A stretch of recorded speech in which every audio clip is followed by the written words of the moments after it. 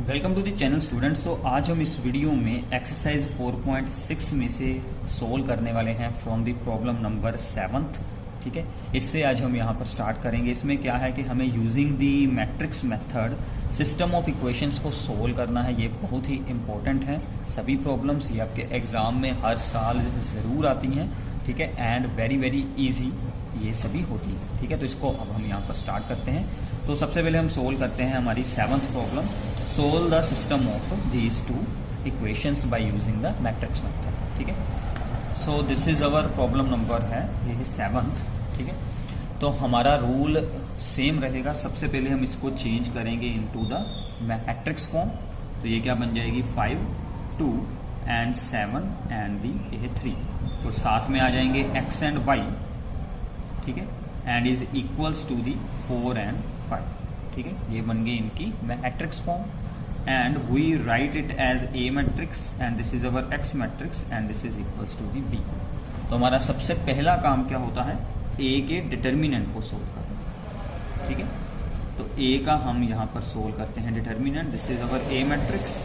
तो इसका डिटर्मिनेंट क्या आ जाएगा, 5 into 3 that is 15 minus 7 into 2 that is the 14। So we get the answer 1 and determinant is not equals to 0। ये 0 के बराबर बिल्कुल नहीं है। So therefore A inverse exist करेगा। ठीक है, तो अगर A इनवर्स एग्जिस्ट हो रहा है तो हमें अब A का इनवर्स निकालना है। A के इनवर्स के लिए हम यहाँ पर क्या करते हैं, हम सबसे पहले एडजॉइंट ऑफ A निकालेंगे।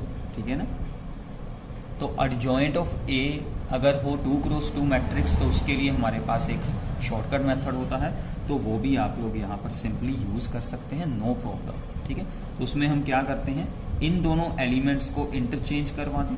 ठीक है, सो ये बन जाएगा 3 एंड 5। ओके, और इन दोनों एलिमेंट्स के आप लोगों ने यहाँ पर साइन चेंज कर देने हैं। So this becomes the -7 and -2।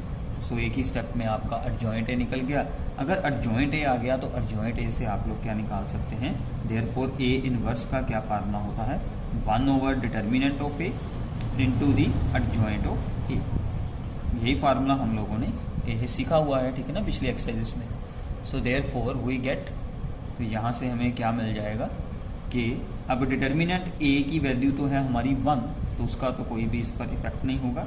So therefore A inverse is similar.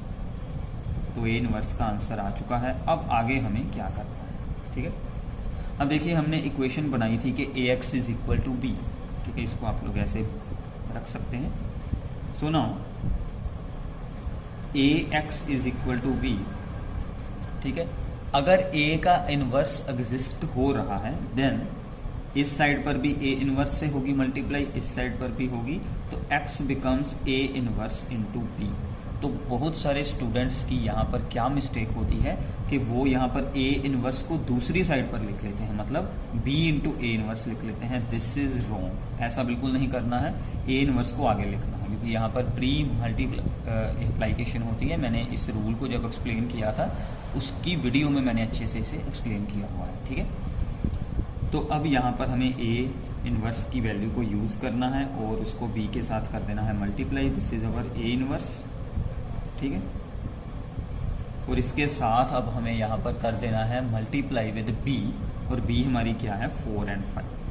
ठीक है, तो क्या आंसर आएगा, this row with the this column 3 into 4 and -10, then this रो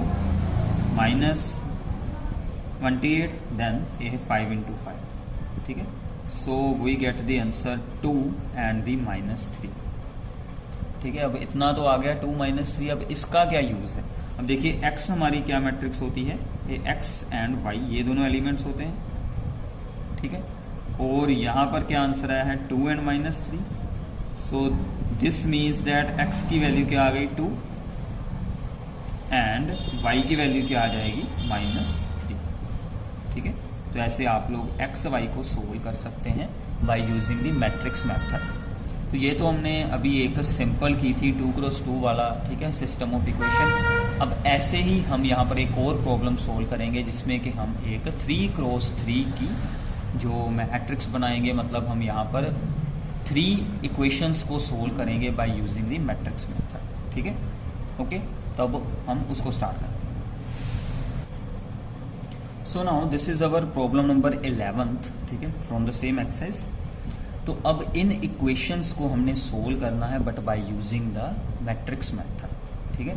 तो ये जो मैट्रिक्स मेथड है इसके साथ हम 3x3 और आगे की भी सभी जो होती हैं इक्वेशंस उसको सोल्व किया जा सकता है, बट जो इससे अगर ज़्यादा हो जाएंगी इक्वेशंस, यानी कि 4 इक्वेशंस विद 4 वेरिएबल्स, तो उनको सोल्व कर पाना उतना ही ज़्यादा हमारे लिए डिफ़िकल्ट होता जाएगा, बट वो भी सेम रूल से सोल्व की जा सकती हैं, ठीक है। तो हम सबसे पहले क्या करेंगे, इसकी बनाएंगे एक मैट्रिक्स। तो सबसे पहले 2 1 1, ठीक है, ये कोफिशिएंट लिख लिए। यहाँ पर है 1 -2 -1, 1 -2 -1, एंड यहाँ पर x वाली टर्म ही नहीं है तो ये बन जाएगा 0 और ये बन गया 3 एंड -1, ठीक है। और साथ में आएंगे x y and z, और दूसरी तरफ है हमारे पास 1, ये 3/2 and the 9। So we assume it as AX is equal to B. This is our A matrix, this is our X matrix and this is our B matrix, ठीक है।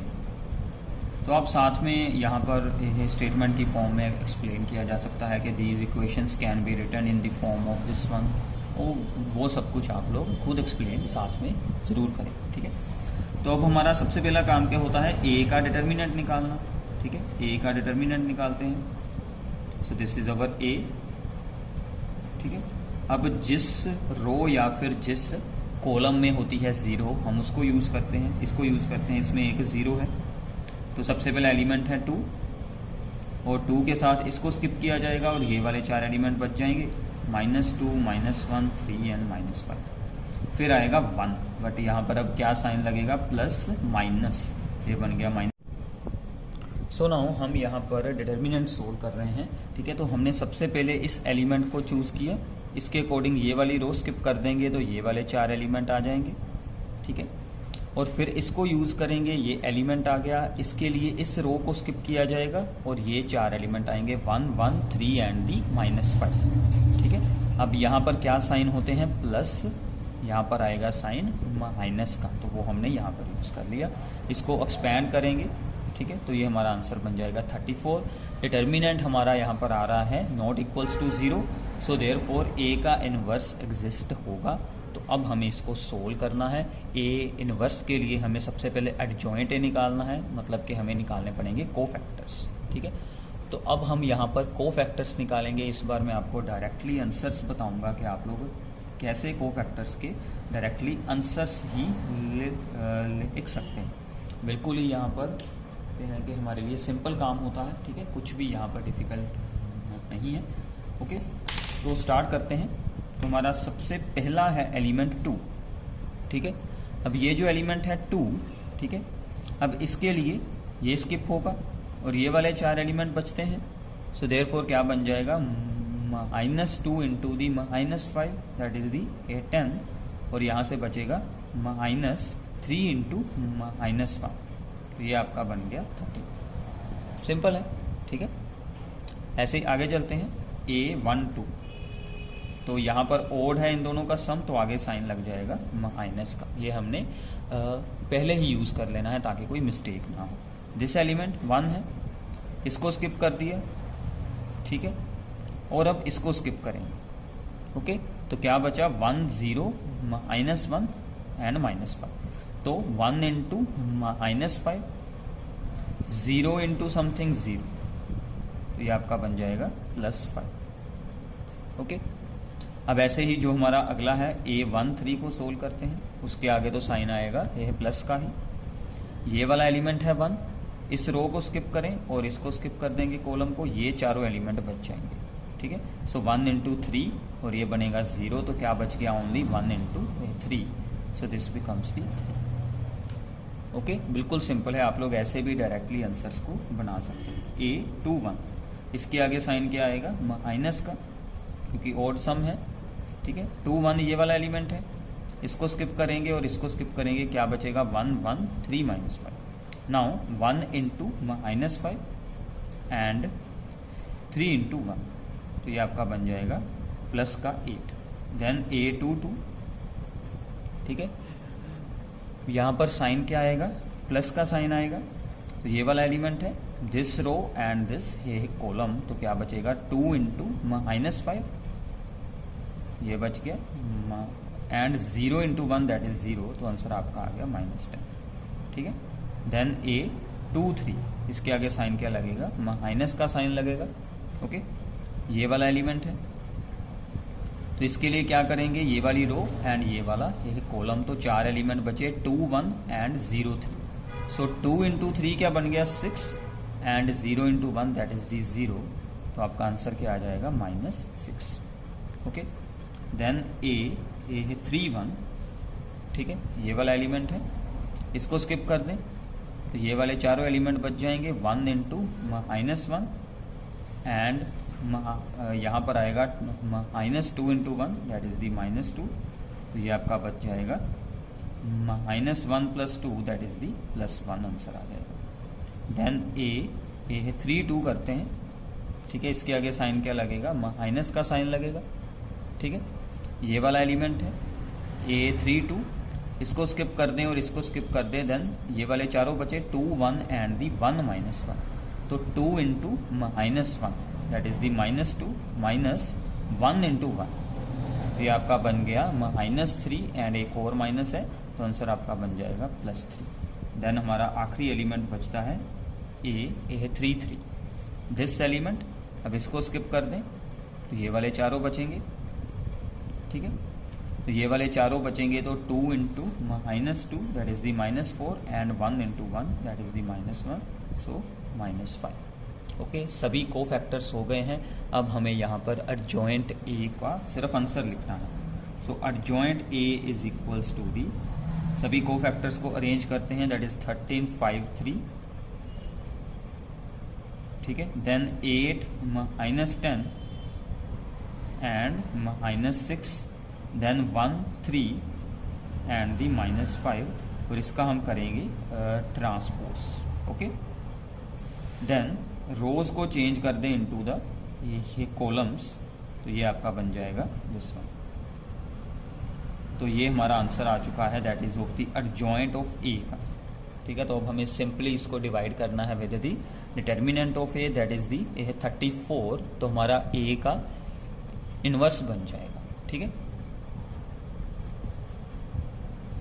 So now inverse of A is equals to the 1 over determinant A into the adjoint A। तो हमारा determinant कितना था, that is the 34, और adjoint A का answer हम यहाँ पर यूज़ कर लेते हैं। So this becomes the 13 5 and 3। ठीक है, और साथ में था यहाँ पर 8 -10 and the -6 and there is 1 3 and -5। Okay, अब इसका मतलब क्या है कि हमने यहाँ पर क्या लिखा था कि AX is equals to B है, so therefore X is equals to the A inverse into B। तो अब हमें यहाँ से X को निकालना है, this is our A inverse. A inverse का आंसर क्या है 1/34 एंड दिस होल मैट्रिक्स। ठीक है, इस 34 को हम अभी यहीं पर रखेंगे, पहले इसकी मल्टीप्लाई सोल्व कर लेते हैं बस, तो फिर हम इसे अंदर यूज़ करेंगे। तो हमारी B की क्या वैल्यू है, अवर B matrix is the 1 3/2 and the 9, so this is 1 3/2 and the 9। अब हमें सिंपली इसको सोल्व कर देना है मल्टीप्लाई को। Okay, so this is the row number 1, this becomes the 13, इसको करेंगे मल्टीप्लाई, तो ये आ जाएगा 4 इंटू 3 12, देन 1 इंटू 9 9, देन ये 5 इंटू 1 5, इसको करेंगे तो ये बन जाएगा आपका -15, और ये बन जाएगा आपका 27, देन इसको करेंगे 3 एंड दिस बिकम्स दी -9, जब इसके साथ मल्टीप्लाई होगा देन इसको करेंगे -45। ठीक है, अब हमें सिंपली सिर्फ इसका यहाँ पर आंसर लिखना है, तो ये हमारा बन चुका है 1/34 एंड इन सबको आप लोगों ने अब यहाँ पर ऐड कर देना है, और दिस बिकम्स दी 34। ठीक है, और ये आपका बन जाएगा दैट इज़ दी -10, और ये बच के आपका प्लस के ये है 17, और इसको सोल्व करें, ये आपका क्या बनेगा, दैट इज़ दी -51। ठीक है, तो इनके साथ अब आपने यहाँ पर 34 को कर देना है डिवाइड। ये जो था बाहर 34 ये सभी के साथ हो जाएगा डिवाइड। सो नाउ इन सबको हमने यहाँ पर 34 के साथ करवा दिया है डिवाइड। तो डिवाइड होने पर ये दोनों आपस में कैंसिल हो गए, 1 बच गया, ये यहाँ पर आ गया 1/2 और इसको जब डिवाइड किया तो ये बच गया आपका -3/2। और हमारी x थी जो मैट्रिक्स, उसका आंसर क्या होता है XYZ।